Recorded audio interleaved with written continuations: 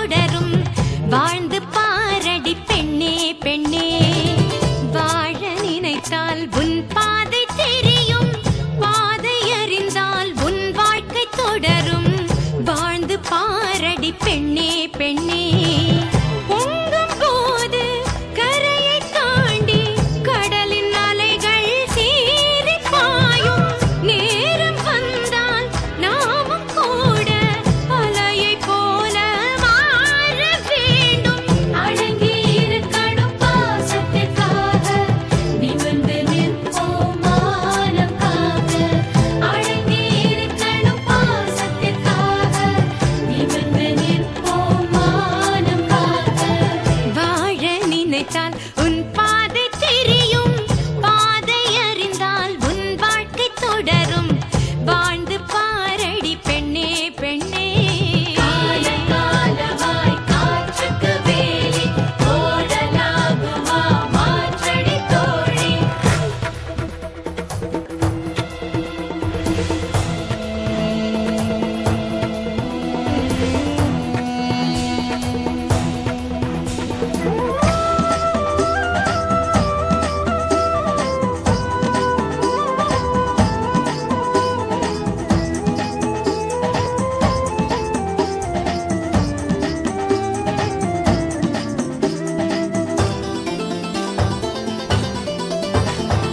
பெண்களின் இதயம் அன்பின் ஊற்று. கண்களின் வழியே அன்பை காட்டு. தோளின் மீது ஏறும் சுமைகள் யாவும் தாங்கும் பலம் வருமே. ஒவ்வொரு உறவும் உன்னை ஏற்று உன் வழி நடந்திடும் பண்பை ஊட்டு. வாழும் வாழ்க்கை வேதமாகும். வானம் பூமி வசப்படுமே. உண்மையும் பெண்மையும் தோற்பதில்லை. தோற்கும் போது அதை எதிர்த்திட நீ. உண்மையும் பெண்மையும் தோற்பதில்லை. தோற்கும் போது அதை எதிர்த்திட நீ. பாவம் பார்த்தால் நியாயமில்லை. பூவும் முள்ளாக மாற வேண்டும். அடங்கி இருக்கணும் பாசத்திற்காக, நிமிர்ந்து நிற்போம் மானம் காக்க. வாழ நினைத்தால் உன் பாதை தெரியும். பாதை அறிந்தால் உன் வாழ்க்கை தொடரும். வாழ்ந்து பாரடி பெண்ணே பெண்ணே. பொங்கும் போது கரையை தாண்டி கடலின் அலைகள் சீறி பாயும். நேரம் வந்தால் நாமும் கூட அலையை போல மாற வேண்டும். அடங்கி இருக்கணும் பாசத்திற்காக, நிமிர்ந்து நிற்போம் மானம் காக்க. அடங்கி இருக்கணும் பாசத்திற்காக, நிமிர்ந்து நிற்போம் மானம் காக்க.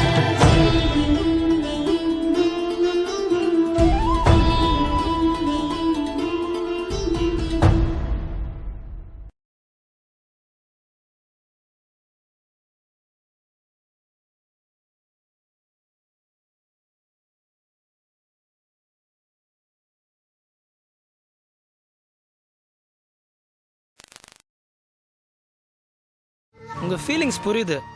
நீங்க பானு மிஸ் ஆன உடனே சொல்லியிருந்தா நம்ம உடனே கண்டுபிடிச்சிருக்கலாம். நீங்க அசால்ட்டா விட்டுட்டீங்க. எனக்கு என்ன தெரியும் இப்படி என்ன அம்போன்னு விட்டுட்டு போவான்னு சொல்லி? நான் என்ன கனவா கண்டேன்? என் தலையெழுத்து இப்படி எல்லாம் அனுபவிக்கணும்னு இருக்கு. சரி விடுங்க மாப்ள. இப்போ பானுவை கண்டுபிடிச்சாகணும். இவ்வளவு பெரிய சிட்டில அவளை நான் எங்கேன்னு போய் தேடுவேன் சொல்லுங்க? எல்லாரும் பானுவை நான் டார்ச்சர் பண்றேன்னு சொல்றீங்க. ஆனா உண்மையிலேயே பானுதான் என்ன டார்ச்சர் பண்ணா தெரியுமா? என்ன மாப்ள, இது என்ன புது கதை? ராஜா, வெளியில இருந்து பாக்குறவங்களுக்கு எல்லா புருஷன் பொண்டாட்டிகளும் சந்தோஷமா இருக்கிற மாதிரி தான் தெரியும். வீட்டுக்குள்ள வந்து பார்த்தாதான் உண்மை என்னங்கிறது எல்லாருக்கும் புரியும். உன் தங்கச்சிக்கு என் கூட வாழவே இஷ்டம் கிடையாது. அவ மனசுல கண்டிப்பா நான் இல்ல.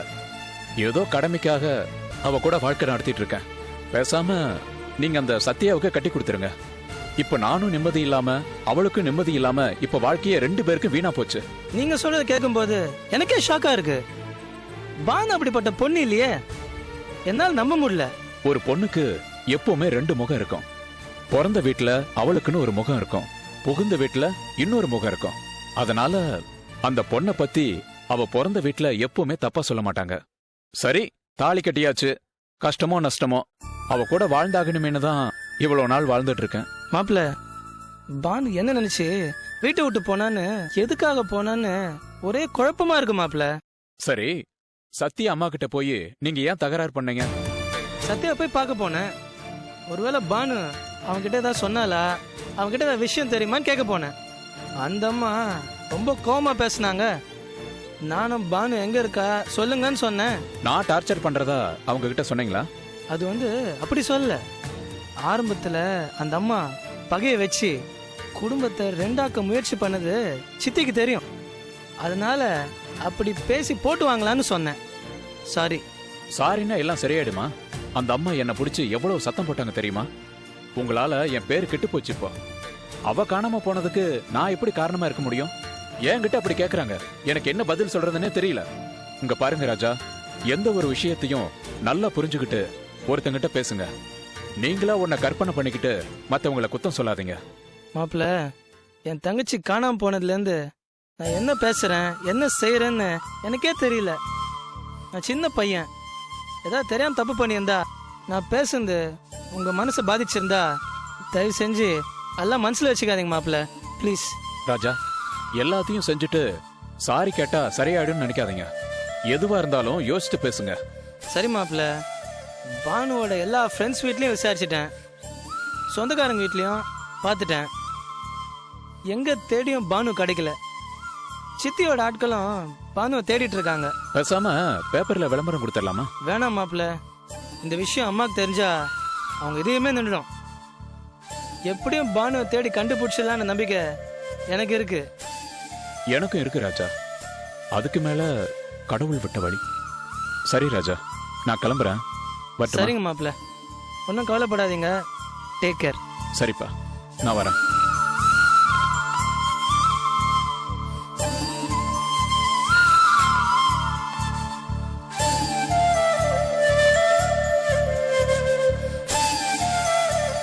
நிஜமாவா சொல்ற?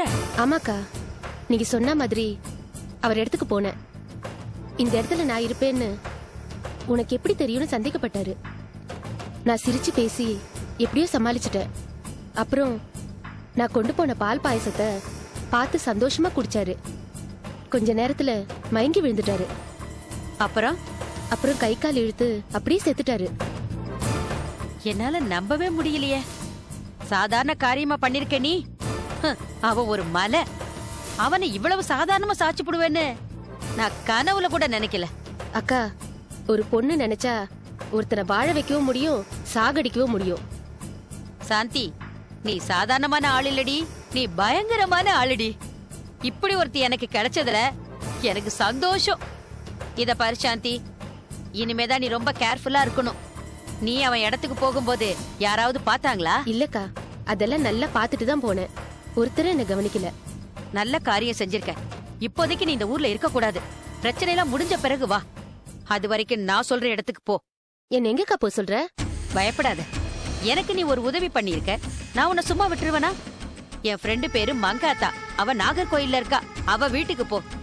அவ உன்னை நல்லபடியா வச்சுக்குவா. முன்ன பின்ன தெரியாத இடத்துல எப்படிக்கா போய் தங்குறது? என்ன பேசுற நீ? சென்னை என்ன உனக்கு முன்ன பின்ன தெரிஞ்ச இடமா? வந்து பழகிக்கல. அது மாதிரிதான். இல்லக்கா, நான் இங்கேயே இருக்கேன். எனக்கு பயமா இருக்கு. எதுக்கு பயப்படணுமோ அதுக்கு பயப்படாம காரியத்தை கச்சிதமா முடிச்சிருக்கிற. எதுக்கு பயப்படக்கூடாதோ அதுக்கு பயப்படுற. நீ இங்க இருந்த ஆபத்து. எதுக்குக்கா? நான் இங்க இருக்கிறதுல உங்களுக்கு என்ன கஷ்டம்? சாந்தி, நீ என்ன இன்னும் சின்ன பிள்ளையாவே இருக்க? நான் சொல்றத புரிஞ்சுக்காம பேசாத. செத்து போன பேட்ரிக் இந்த ஏரியாவுல பெரிய ரவுடி. அவன் செத்துட்டாங்கிற விஷயம் தெரிஞ்சதும் முதல்ல போலீஸ் அவன் யார் கூடலாம் டீல் வச்சிருக்கான், அவனுக்கு எதிரிங்க யாரு, தொழில் விரோதமா இல்ல முன் விரோதமான்னு விசாரிக்கும். சந்தேகப்படுற ஆளுங்களை கூப்பிட்டு விசாரிக்கும். இந்த ஏரியாவுல அவனை போல நானும் ஒரு பெரிய ரவுடி. போலீஸ் ஒரு ஃபார்மாலிட்டிக்காவது வந்து விசாரிக்கும். அந்த நேரத்துல நீ இங்க இருந்தா கதை கந்தல் ஆயிடும். நீ மாட்டிக்கிட்டா நானும் மாட்டிக்க வேண்டியதாயிடும். அப்படின்னா என்ன போலீஸ் பிடிச்சிருமாக்கா? எனக்கு ரொம்ப பயமா இருக்குக்கா. அதுக்கு தான் உன்னை அங்க போ சொல்ற. கொஞ்ச நாள் தலைமறைவா நீ நாகர்கோவில்ல இரு.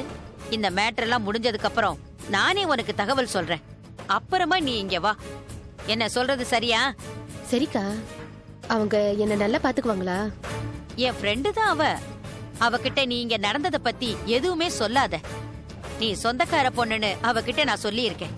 நீ பாட்டுக்கு அவகிட்ட ஆரம்பத்து கதை நடந்த கதையெல்லாம் சொன்னீன்னா நீ போலீஸ்ல மாட்ட வேண்டி வரும். அதனால இத யார்கிட்டயும் மூச்சு விடாத. சரிக்கா, எனக்கு பணம் தரேன்னு சொன்னீங்களே, என்ன பணம்? என்னக்கா இப்படி கேக்குறீங்க? பேட்ரிக் கதையை முடிச்சிட்டா 5 லட்சம் ரூபாய் தரேன்னு சொன்னீங்க. அதுவா? இங்க பாரு சாந்தி, நான் என்ன பணத்தை வீட்லயே வச்சிருக்கேன். அவன் கதையை முடிக்க சொல்லி ஒரு பார்ட்டி என்கிட்ட டீல் பேசிச்சு. அவன்கிட்ட மேட்ர சொல்லி அவன் பணம் தந்ததும் நான் உனக்கு தரேன். நான் இங்கேயே இருந்துட்டு பணம் வாங்கிட்டு அப்புறமா போறேனே. நல்ல கதைய கெடுத்தப்போ இனிமே பார்ட்டிய பார்த்து மேட்ர சொல்லி அவன்கிட்ட பணத்தை வாங்கணும். அவன் அரேஞ்ச் பண்ணி தந்ததும் நான் உனக்கு தரேன். அவன் எப்ப தருவான்னு உறுதியா சொல்ல முடியாதுல்ல.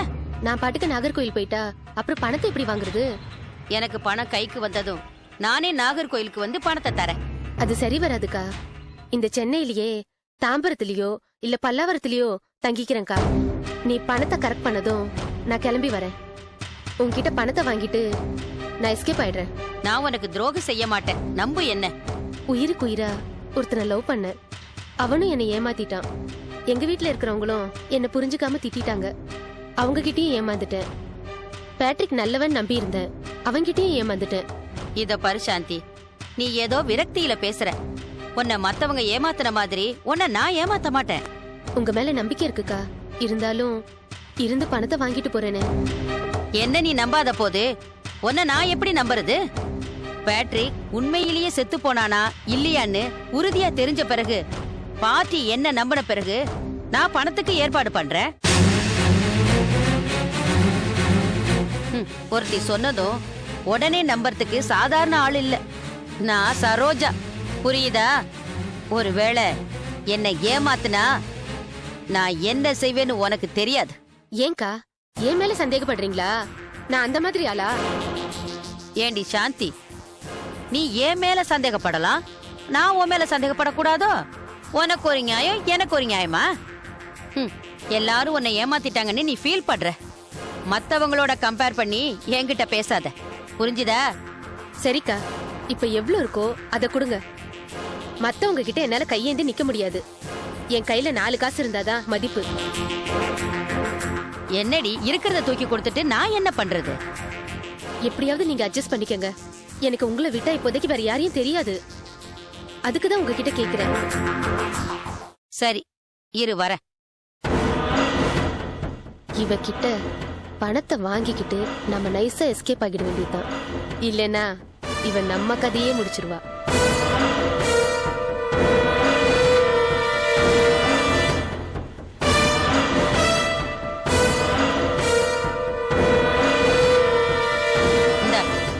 இத வச்சுக்க.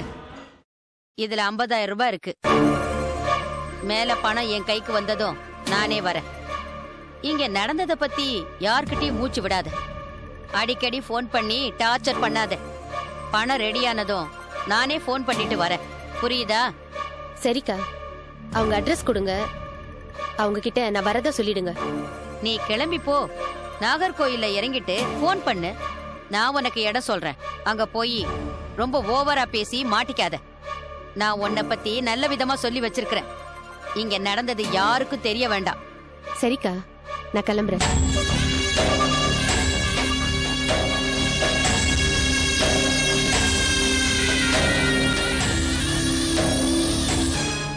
பேட்ரிக், என்கிட்டயே மோதிரல்ல. இனிமே இந்த ஏரியாவுக்கு நான் தாண்டா தாதா. நீ என்ன ஜெயிக்கவே முடியாது. பானுவை பத்தி ஏதாவது தகவல் தெரிஞ்சுதா? இல்ல சித்தி, எங்க போனா என்ன ஆனான்னு ஒன்னும் தெரியல. நானும் எல்லா இடத்துலயும் விசாரிச்சுட்டேன், எந்த தகவலும் தெரியல. இதுக்கெல்லாம் காரணம் சத்யா அம்மாதான். அவ நாரதர் வேலை பார்த்ததுதான் இவ்வளவு பிரச்சனைக்கும் காரணம். முதல்ல அவளை ஒரு புடி பிடிக்கணும். சித்தி, நானும் வீட்டுக்கு போயிருந்தேன். எப்படி துரு கேட்டாலும் எனக்கு ஒண்ணுமே தெரியாதுன்னு சொல்றா. அவ ஏதோ மாஸ்டர் பிளான் பண்றான்னு நினைக்கிறேன். பானுவை கடத்தி வச்சுக்கிட்டு நம்ம கிட்ட பணம் பறிக்க பிளான் பண்றான்னு நினைக்கிறேன். ஆனா அவகிட்ட பேசினப்போ அவ எந்த தப்பும் பண்ணாத மாதிரி தான் தெரியுது. ஆளை பார்த்து ஏமாறாத. அவளுக்கு பழைய பகை மனசை விட்டு போகல. கிஷோர் அவ கைக்குள்ள போட்டுக்கிட்டு இந்த மாதிரி நாடகம் ஆடுறா. கிஷோருக்கும் சத்யா அம்மாக்கும் என்ன கனெக்ஷன்? அந்த அம்மா சொல்றத ஏன் அவன் கேட்கணும்? கிஷோர் ஏதோ ஒரு பிரச்சனையில மாட்டி இருக்கான். அத வச்சு சத்யாவோட அம்மா பிளாக்மெயில் பண்றான்னு நினைக்கிறேன். இல்லன்னா அத தவிர அவங்களுக்கு எந்த சொந்தமும் கிடையாது. சத்யா கிட்ட பானு சந்திச்சு ஏதா பேசியிருப்பான்னு சத்யாவை தேடி போனேன். ஆனா அவன் வீட்டுல இல்ல. அப்பதான் அந்த அம்மா கிட்ட விசாரிச்சேன். அந்த அம்மா உன் தங்கச்சி எங்க காணமோ அங்க போய் தேடு, போலீஸ்ல புகார் கொடுன்னு தெனாவட்ல பேசிச்சு. அவங்க சொல்றத பார்த்தா நம்புறதா நம்ப கூடாதான்னு தெரியல சித்தி. உலகமே தெரியல உனக்கு. எப்பவும் தப்பு பண்றவன் நான் தான் பண்ணேன்னு ஒத்துக்குவானா? சத்யா கிட்ட தான் பேசுனியா? சத்யா போனே எடுக்கல. ஏதா வில்லங்க வரும், அவனை நமக்கு சப்போர்ட்டா பானுவை தேடுவான்னு தெரிஞ்சு அவனை ஊருக்கு ஏதோ அமிச்சிட்டாங்க. விடுறா, எனக்கு தெரிஞ்ச எல்லார்கிட்டயும் சொல்லி வச்சிருக்க. எனக்கு என்னமோ பானு கண்டிப்பா கிடைப்பான்னு நம்பிக்கை இருக்கு. சித்தி, எனக்கு ஏதோ பானு புள்ளத்தாச்சு. ரோட்ல நடந்து வரும்போது மயங்கி விழுந்து ஏதோ ஆயிருக்குமோன்னு பயமா இருக்கு சித்தி. கிஷோர் என்னன்னா என்கிட்ட வந்து சத்யாம்மா கிட்ட போய் ஏன் தகராறு பண்ண, என்கிட்ட சந்தேகம் வராரு. உன்கிட்ட நான் சொன்னதை அவன்கிட்ட போய் கேட்டியா? ஆமா, அவனை புடிச்சு ஒரு புடி புடிச்சேன். அவன் ஆரம்பத்துல சாது மாதிரி தான் பேசினான். போக போக பெரிய பிஸ்தா மாதிரி என்கிட்ட சத்தம் போட ஆரம்பிச்சிட்டான். நான் அவன்கிட்ட சொல்லிட்டேன், இத பாரு கிஷோரு, இது என் பொண்ணு சம்பந்தப்பட்ட விஷயம். அவளுக்கு ஏதாவது ஒண்ணு ஆச்சுன்னா நான் உன்னை சும்மா விட மாட்டேன்னு விரட்டினேன். அவன் என்கிட்ட வந்து சித்தியை ஒழுங்கா இருக்க சொல்லு, ரவுடித்தனெல்லாம் வேணாம், எனக்கு அவளை விட பெரிய பெரிய ஆளுங்களாம் தெரியும், அப்புறம் ஒன்று கடை ஒன்று ஆயிடுச்சுன்னா அப்படின்னு சொல்றாரு. எதுக்கும் சித்தி இந்த விஷயத்துல கொஞ்சம் அடக்கியே வாசி. ராஜா, என் சர்வீஸ்ல இந்த மாதிரி எத்தனையோ கேஸ பாத்திருக்கேன். இத பாரு ராஜா, கிஷோர லேஸ்ல நம்பாத. அவனும் சத்யா அம்மாவும் ஏதோ சதி பண்ணி அவளை ஏதோ பண்ணி இருக்காங்க. அது மட்டும் நல்லா தெரியுது. முதல்ல நம்ம பொண்ணை கண்டுபிடிக்கணும். உங்க அம்மாவுக்கு இந்த விஷயம் தெரியாதுல்ல? தெரியாது. ஆனா நேத்து அம்மா பானு உடனே பார்க்கணும் வாடா போலான்னாங்க. நான் எவ்வளோ சொல்லியும் கேட்காம அவளை பார்த்தே ஆகணும்னு பிடிவாதமா சொல்லிட்டாங்க. ஏன்னா திடீர்னு கேட்டா அம்மா கனவுல பானு ரோட்ல நடந்து போகும்போது ஒரு லாரி மோதி செத்துட்டான்னு சொல்லி அழுகுறாங்க. நான் தான் சொன்னேன், பகல் கனவுலாம் பலிக்காது, இப்படி திடீர்னு போனா பல பிரச்சனை வரும். அவளே கோவம் தணிஞ்சு நம்ம வீட்டுக்கு வரட்டும், இன்னும் 2 மாசம்தான், நம்ம தான் தலைப்பிரசவம் பார்க்க போறோம்னு சொன்னதுனால அமைதி ஆயிட்டாங்க. அம்மா கிட்ட தப்பி தவறி கூட சொல்லிடாத, அதுக்கப்புறம் அது வேற பிரச்சனை ஆயிடும்.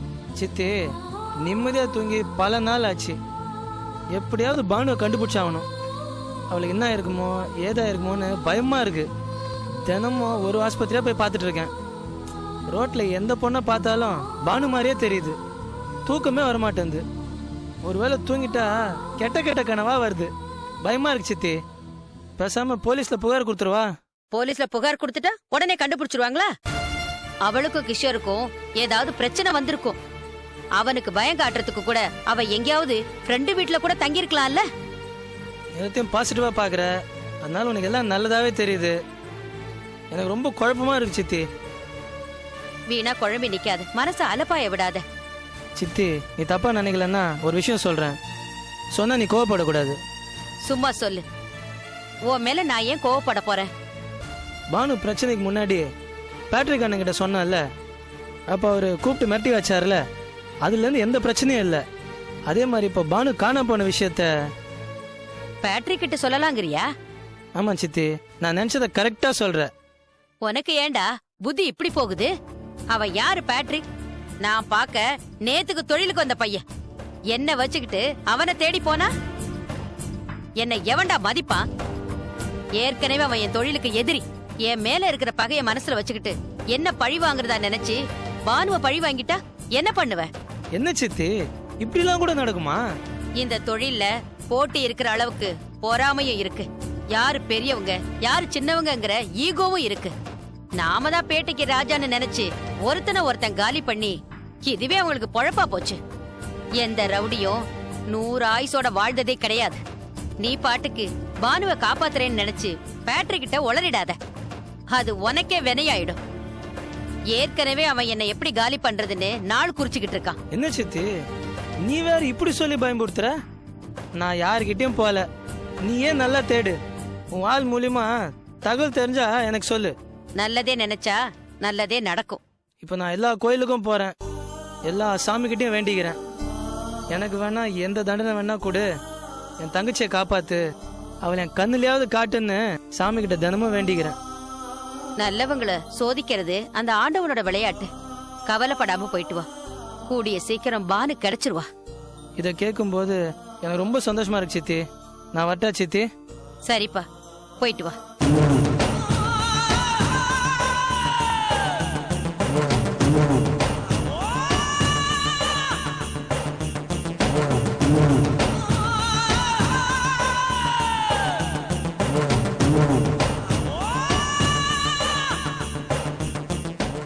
வாழ நினைத்தால் உன் பாதை